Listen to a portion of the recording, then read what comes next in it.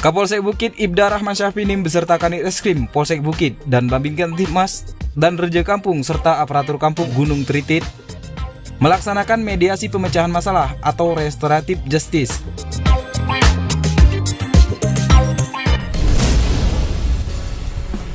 Pakat Wani Kampung terkait kasus pencurian ringan yang terjadi di salah satu kantor pemerintah daerah Kabupaten Bener Meriah pada Senin tanggal 3 Oktober 2022 lalu.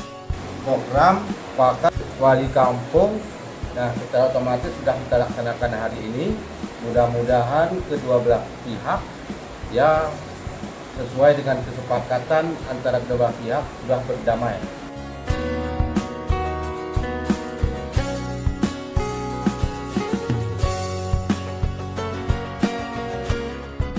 Dari hasil mediasi tersebut, kedua belah pihak, baik korban maupun pelaku sepakat berdamai secara keluargaan, tanpa ada paksaan dari pihak manapun.